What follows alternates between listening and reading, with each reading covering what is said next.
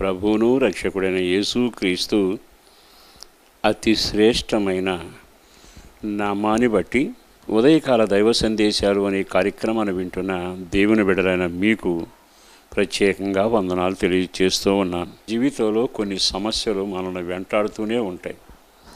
వదిలి వెళ్ళే కొన్ని సమస్యలు ఉన్నాయి, వదిలి వెళ్లకుండా ఉండే కొన్ని సమస్యలు కూడా మన జీవితంలో ఎదురవుతూనే ఉంటాయి.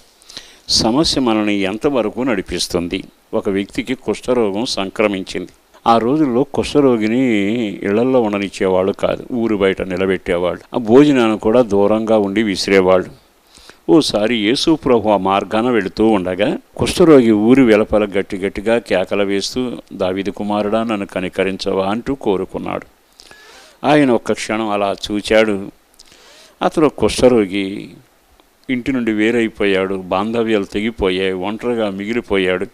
వెంటనే నీకైనా ఇష్టమైతే అనే మాట అన్నాడు. వెంటనే యేసు ప్రభు చలించిపోయాడు.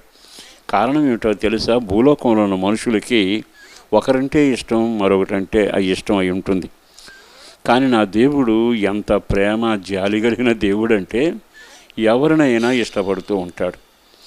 ధనవంతుడిని ఇష్టపడతాడు, దరిద్రుని ఇష్టపడతాడు, కుష్ఠరోగిని ఇష్టపడతాడు, కసాయిని ఇష్టపడతాడు.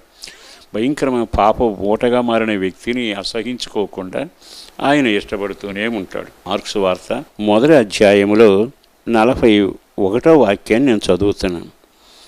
ఆయన కనికరపడి చెయ్యి చాపి వారిని ముట్టి, నాకిష్టమే, శుద్ధుడు కమ్ము అనను. అంటే ఆయన ఎవరిని అసహించుకోలేదుగా. కుష్ఠరోగిని దూరంగా ఉంచే రోజుల్లో ఆయన దగ్గరగా వెళ్ళాడు.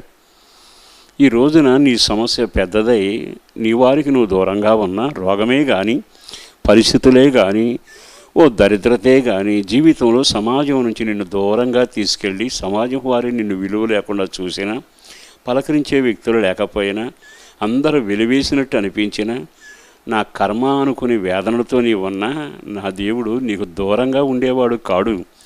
ఆయన దగ్గరగా వస్తాడు, చెయ్యి చాపుతాడు. నాకిష్టమే అనే మాటని అతన్ని శుద్ధుడు కమ్మని మాట చెప్పగానే కుష్ఠరోగము అతనిని విడిచిపోయాను.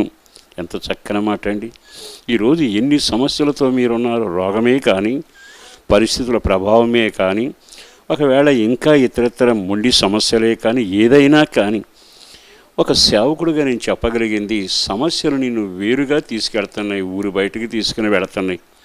నీ సమస్య సమాజంలో కలనివ్వకుండా చేస్తున్నాయి. నీ సమస్య కన్నీళ్లతో కాపురం చేయిస్తున్నాయి. నీ సమస్య తల ఎత్తుకుని తిరగలేకుండా అవమానంతో నిన్ను వంచేస్తున్నాయి.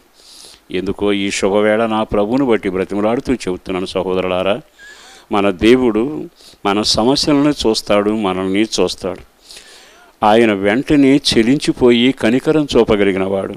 నేరుగా అతగాడి దగ్గరగా వచ్చి అతనిని ముట్టి, నాకిష్టమే, ఈ రోజున నీవంటే కూడా ప్రభువునికి ఇష్టం అని చెప్పడానికి ఇష్టపడుతున్నా.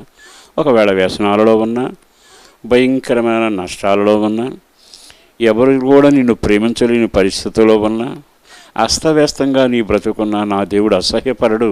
ఆయన ప్రేమిస్తూ చెయ్యి చాపి నాకిష్టమే అంటూ స్వస్థత కలిగేట్టుగా మాట పలకగలిగిన వాడు. వెంటనే కుష్ఠరోగము అతనిని విడిచిపోయాను. ఈరోజు ఆయన మాట నుండి విని ఆయన దగ్గరకు వచ్చి, నేను పాపిని ప్రభువా అంటూ ఆయన పాదాలు పట్టగలిగితే నీకు పట్టిన శాపం విడిచిపోబోతుంది. నీ కన్నీళ్ళు, నీ విచారం, నీ కష్టాలు, నీ ఒంటరితనం అన్నీ ఒక్క మాటలో విడిచిపోతుంది. అందుకే ఒకే మాట అంటున్నాడు, నీవంటే నాకిష్టం, నీవంటే నాకిష్టం. మీరు ఇష్టపడే దేవుడి దగ్గరికి రాగలిగితే అన్నీ విడిచిపోతాయిగా, అన్నీ నిన్ను వదిలిపోతాయిగా. మామూలు దేహంతో మంచివాడిగా సమాజంలో మరలా విలువైన వ్యక్తిలాగా తల ఎత్తుకు తిరిగే రోజులు వస్తున్నాయిగా. ఒక క్షణం ఆయన వైపు తిరగగలిగితే ఎంత బాగుంటుంది. నిన్ను అసహించుకున్న కోరుకుంటావా, నీవంటే నాకిష్టమనే దేవుణ్ణి కోరుకుంటావో నిర్ణయించు. పరిశుద్ధుడను ప్రేమామడిన ప్రభు వందనాలయ. అపారమైన ప్రేమ కొరకు ధన్యవాదాలు. ఇది నాన్న ప్రజలు ఏ పరిస్థితిలో ఉన్నారో వారికి అర్థమవుతూ ఈ మాటలు విన్నవారు నీ వైపు తిరిగి ప్రార్థిస్తుండగా, మా పిల్లలకు క్షేమం కలగాలయ్యా, మా బిడ్డలు ఆశీర్వదించబడాలయ్యా, వారిని పట్టిన సమస్యలన్నీ వదిలి వెళ్ళిపోయి మంచి రోజులు వారికి కలగాలి. కార్యాన్ని చేసి మహిమ పొందండి. యేసు పేరట వేడుచూ ఉన్నాము తండ్రి. ఆమేన్.